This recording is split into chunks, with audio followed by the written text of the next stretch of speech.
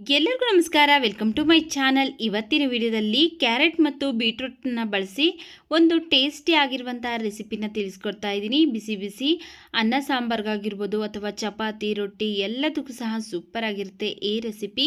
ನೋಡಿ, ಫಸ್ಟು ಒಂದು ಬಾಣಲಿ ಬಿಸಿಗಿಟ್ಟು ಅದಕ್ಕೆ ನಾನು 1 ಟೇಬಲ್ ಸ್ಪೂನ್ ಆಗೋಷ್ಟು ಎಣ್ಣೆ ಹಾಕ್ಕೊಳ್ತಾ ಇದ್ದೀನಿ. ಎಣ್ಣೆ ಬಿಸಿ ಆದಮೇಲೆ ಸ್ವಲ್ಪ ಸಾಸಿವೆ ಹಾಕ್ಕೊಂಡಿದ್ದೀನಿ. ಹಾಗೆಯೇ 2 ಸ್ಪೂನ್ ಆಗೋಷ್ಟು ಕಡಲೆಬೇಳೆ, ಲೈಟಾಗಿ ಕಡಲೆಬೇಳೆ ಎಲ್ಲ ಕಲರ್ ಚೇಂಜ್ ಆಗಬೇಕು ಆ ರೀತಿ ಫ್ರೈ ಮಾಡ್ಕೊಳ್ತಾ ಇದ್ದೀನಿ. ನೋಡಿ, ಕಡಲೆಬೇಳೆ ಎಲ್ಲ ಲೈಟಾಗಿ ಕಲರ್ ಚೇಂಜ್ ಆದಮೇಲೆ 2 ಈರುಳ್ಳಿನ ಸಣ್ಣದಾಗಿ ಕಟ್ ಮಾಡಿ ಹಾಕ್ಕೊಳ್ತಾ ಇದ್ದೀನಿ. ಹಾಗೆಯೇ ಒಂದು 5ರಿಂದ 6 ಹಸಿಮೆಣಸಿನಕಾಯನ್ನು ಸಹ ಕಟ್ ಮಾಡಿ ಹಾಕ್ಕೊಳ್ತಾ ಇದ್ದೀನಿ. ಸ್ವಲ್ಪ ಹಸಿ ಕರಿಬೇವಿನ ಸೊಪ್ಪನ್ನು ಹಾಕ್ಕೊಂಡು ಚೆನ್ನಾಗಿ ಫ್ರೈ ಮಾಡ್ಕೊಳ್ಬೇಕು.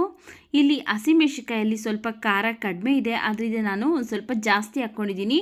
ನೀವು ತೊಗೊಂಡಿರುವಂಥ ಹಸಿಮೆಣಸಿನಕಾಯಲ್ಲಿ ನೋಡಿಕೊಂಡು ನೀವು ಖಾರಕ್ಕೆ ತಕ್ಕನಾಗೆ ಹಾಕ್ಕೊಳ್ಳಿ.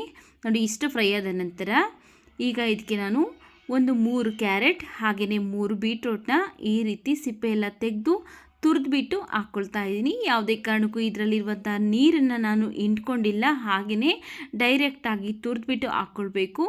ಕೆಲವೊಬ್ಬೊಬ್ಬರು ಏನು ಮಾಡ್ತಾರೆ ಅಂದರೆ ಬೀಟ್ರೂಟಲ್ಲಿ ಇದರಲ್ಲಿ ರಸ ಬರುತ್ತಲ್ಲ ನೀರು, ಆ ನೀರಿನ ಅಂಶ ಎಲ್ಲ ಹಿಂಡಿ ತೆಗೆದುಬಿಡ್ತಾರೆ. ಆ ರೀತಿಯಾಗಿ ತೆಗೆಯೋದಕ್ಕೆ ಹೋಗಬಾರ್ದು. ಇದರಲ್ಲಿರುವಂಥ ಪೋಷಕಾಂಶಗಳೆಲ್ಲ ಹೊರಟೋಗ್ಬಿಡುತ್ತೆ. ಆದ್ದರಿಂದ ನಾವು ತುರಿದ್ಬಿಟ್ಟು ಡೈರೆಕ್ಟಾಗಿ ಪಲ್ಯ ಮಾಡ್ಕೊಳ್ಬೇಕು. ನೋಡಿ, ಬೀಟ್ರೂಟ್ ಹಾಗೆ ತುರಿದಿರುವಂತಹ ಕ್ಯಾರೆಟ್ ಎರಡನ್ನೂ ಸಹ ಸೇರಿಸಿ ಚೆನ್ನಾಗಿ ಒಂದ್ಸರಿ ಮಿಕ್ಸ್ ಮಾಡ್ಕೊಳ್ತಾ ಇದ್ದೀನಿ.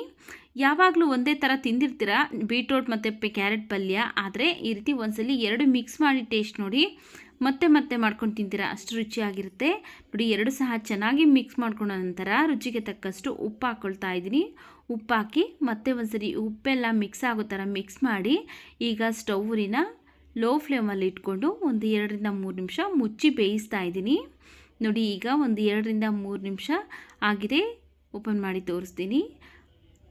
ಕ್ಯಾರೆಟ್ ಬೀಟ್ರೂಟ್ ಎಲ್ಲ ಎಷ್ಟು ಚೆನ್ನಾಗಿ ಕಲರ್ಫುಲ್ಲಾಗಿ ಕಲರ್ ಬಿಟ್ಕೊಂಡಿದೆ ನೋಡಿ. ಈಗ ಮತ್ತೆ ಒಂದ್ಸರಿ ಮಿಕ್ಸ್ ಮಾಡಿಕೊಂಡು ಈಗ ಮತ್ತೆ ಲಿಡ್ನ ಕ್ಲೋಸ್ ಮಾಡಿ ಒಂದು 2 ನಿಮಿಷ ಮುಚ್ಚಿ ಬೇಯಿಸೋಣ. ನೋಡಿ, ಚೆನ್ನಾಗಿ ಇದರಲ್ಲಿರುವಂತಹ ನೀರಿನ ಅಂಶನೇ ಎಲ್ಲ ಬಿಟ್ಕೊಂಡು ಚೆನ್ನಾಗಿ ಬೇಯ್ತಾ ಇದೆ. ಲೋ ಫ್ಲೇಮಲ್ಲೇ ಇರಲಿ ಸ್ಟವ್ ರೀ, ಹೈ ಫ್ಲೇಮಲ್ಲಿ ಇಡೋದಕ್ಕೆ ಹೋಗಬೇಡಿ. ಲೋ ಫ್ಲೇಮಲ್ಲಿ ಇಟ್ಟು ಮತ್ತೆ ಒಂದು 2ರಿಂದ 3 ನಿಮಿಷ ಮುಚ್ಚಿ ಬೇಯಿಸ್ಕೊಂಡಿದ್ದೀನಿ. ನೋಡಿ, ಸೂಪರ್ ಆಗಿರುವಂತಹ ಕ್ಯಾರೆಟ್ ಮತ್ತು ಬೀಟ್ರೂಟನ್ನ ಬಳಸಿರುವಂತಹ ಪಲ್ಯ ರೆಡಿ ಆಗಿದೆ. ನೋಡಿ, ಈಗ ಇದಕ್ಕೆ ಲಾಸ್ಟಲ್ಲಿ ಸಣ್ಣದಾಗಿ ಕಟ್ ಮಾಡಿರುವಂತಹ ಕೊತ್ತಂಬರಿ ಸೊಪ್ಪು ಹಾಗೆಯೇ ಒಂದು 2ರಿಂದ 3 ಸ್ಪೂನ್ ಆಗೋಷ್ಟು ಕಾಯಿ ತುರಿ ಹಾಕ್ಕೊಂಡು ಇವೆಷ್ಟು ಮಿಕ್ಸ್ ಆಗೋ ಥರ ಮಿಕ್ಸ್ ಮಾಡ್ಕೊಳ್ತಾ ಇದ್ದೀನಿ. ಮಧ್ಯಾಹ್ನದ ಊಟಕ್ಕಾಗ್ಬೋದು, ಅನ್ನ ಸಾಂಬಾರ್ ಜೊತೆಗೆ ಸೈಡ್ ಡಿಶ್ ಆಗಿ ಅಥವಾ ಚಪಾತಿ ರೊಟ್ಟಿ ಎಲ್ಲದಕ್ಕೂ ಸಹ ಸೂಪರ್ ಆಗಿರುತ್ತೆ ಈ ಕ್ಯಾರೆಟ್ ಬೀಟ್ರೂಟ್ ಪಲ್ಯ. ನೋಡಿ, ಈಗ ರೆಡಿ ಆಗಿದೆ. ಚೆನ್ನಾಗಿ ಮಿಕ್ಸ್ ಮಾಡ್ಕೊಂಡಾದ್ಮೇಲೆ ಸ್ಟವ್ನ ಆಫ್ ಮಾಡ್ಕೊಳ್ತಾ ಇದ್ದೀನಿ. ನೋಡಿದ್ರಲ್ಲ, ಕ್ಯಾರೆಟ್ ಮತ್ತು ಬೀಟ್ರೂಟ್ ಎರಡನ್ನೂ ಬಳಸಿ ಸೂಪರ್ ಆಗಿರುವಂತಹ ಆರೋಗ್ಯಕರವಾದ ಬೀಟ್ರೂಟ್ ಮತ್ತು ಕ್ಯಾರೆಟ್ ಪಲ್ಯ ಯಾವ ರೀತಿ ಮಾಡೋದು ಅಂತ. ವಿಡಿಯೋ ಇಷ್ಟ ಆಗಿದರೆ ವಿಡಿಯೋಗೊಂದು ಲೈಕ್ ಮಾಡಿ, ವಿಡಿಯೋವನ್ನು ಶೇರ್ ಮಾಡಿ, ನಮ್ಮ ಚಾನಲ್ಗೆ ಸಬ್ಸ್ಕ್ರೈಬ್ ಮಾಡಿ ಸಪೋರ್ಟ್ ಮಾಡಿ.